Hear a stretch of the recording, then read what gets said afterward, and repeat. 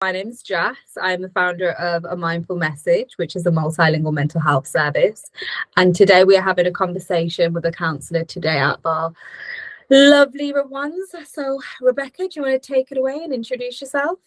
Yeah, of course. So my name's Rebecca Kinsella and I'm a counsellor with A Mindful Message.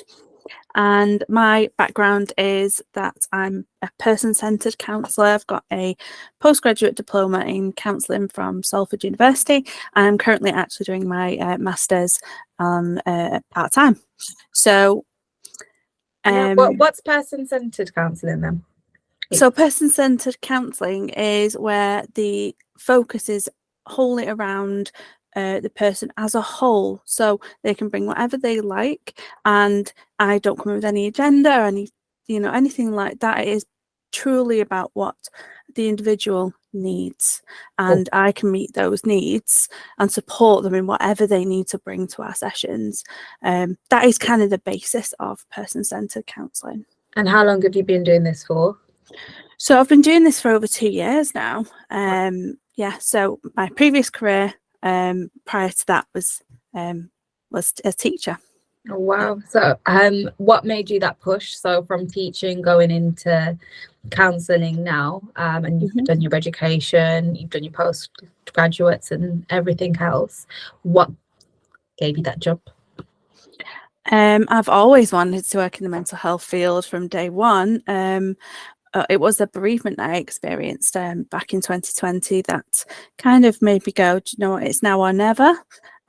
Life's too short, and this is always something I've wanted to do, but specifically counselling. I had counselling for the bereavement, and it was during that period where I experienced the support and the connection with someone and just that guiding hand throughout that time, through the worst time of my life at that point. And I want to do this for someone else. I want to be that support. I want to be that help for someone. And not necessarily in bereavement, but just generally to help people in their most difficult moments. Thank you for sharing that as well, though I'm really sorry for your loss. What would you say from bereavement counselling itself that you've taken from it? So as a client during that time, it was that all emotions are okay, and obviously something I learned more throughout my training. But at that time, just being a client, and not having experience in the mental health field, sometimes there's a preconceived notions that certain emotions aren't okay. And actually that all emotions are okay, and it's okay to feel them and experience them. So, and to just sit with them and acknowledge them, that was part of the healing process, and not just push them under the rug. So that was a massive thing about bereavement counselling that I experienced. It sounds like you kind of increased your emotional intelligence of things and being able to manage yourself a lot better as well, which genuinely helps as a practitioner anyway. Yeah, exactly. What would you say are your strengths in your own field? So in doing private practice and done your training and going into counselling, what are your niches and what are your strengths? I'd say my strengths have been, personally, I think I'm a very kind person and I'm very approachable. And I have done quite a lot of work with a domestic abuse charity and women's service. So I have worked with them for quite a while, and that has primarily been working with people who have experienced domestic violence or any kind of violence, in honesty. And also just hardship in general, because it was quite a low socioeconomic area that was from, like a poor area.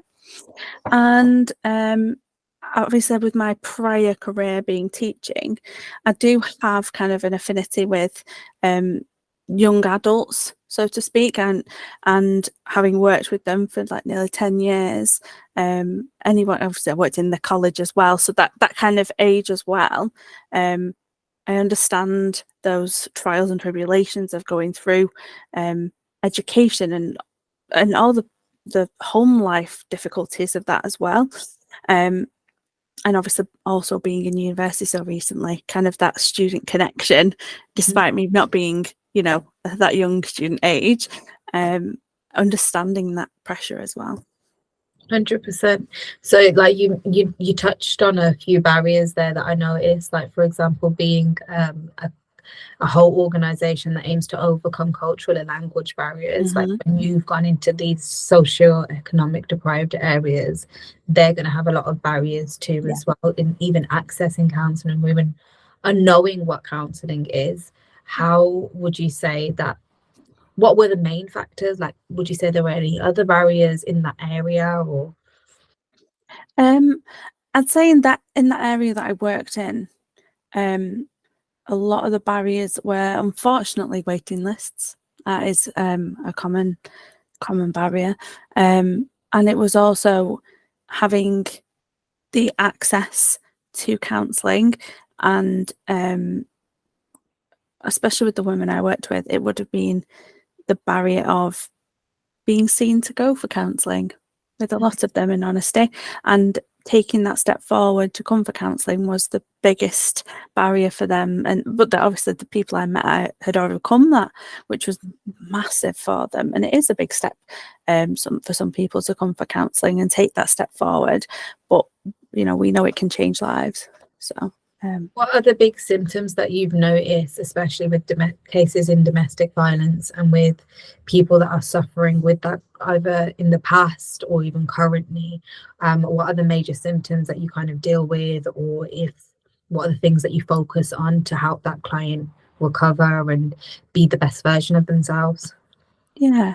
So what I found was that a lot of the people I worked with found real difficulty with anxiety and depression, mostly simply because of the trauma they'd experienced, or just difficulties in their lives that kind of up to those feelings of just anxiousness and feeling low and helplessness.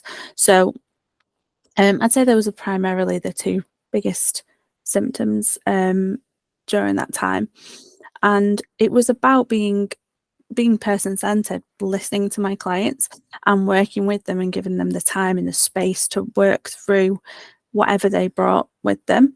And that might, for some of them, it might have been difficulties in domestic violence situations, past tense, and for some it was present tense. So I worked with clients kind of and those that hadn't experienced that were maybe having relationship difficulties, and there wasn't any violence involved, or kind of a broad spectrum, really.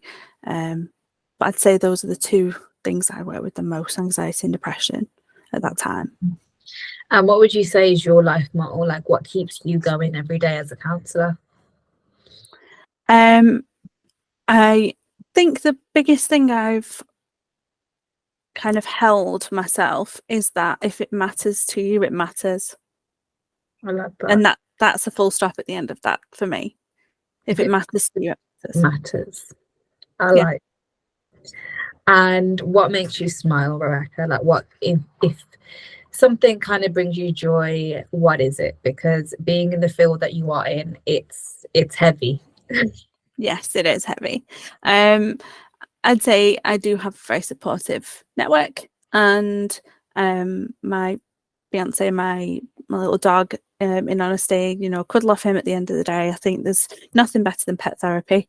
If you can get yourself to a dog and give him a cuddle, I think that always helps. But knowing that I've made a difference in somewhat before I get home, or at the end of a call, whatever it may be, that's kind of my benefit from it as well.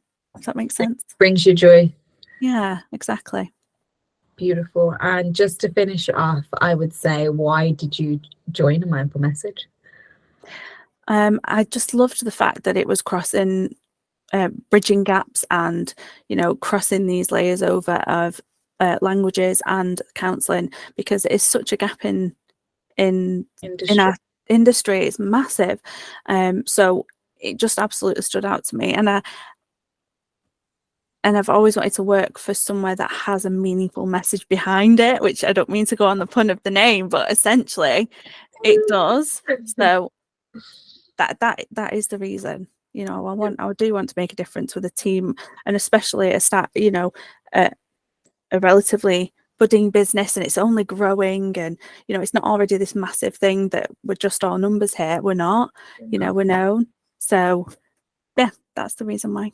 I love it. Thank you so much for spending some time with me and having a conversation. Thank you very much for having me. Thank you.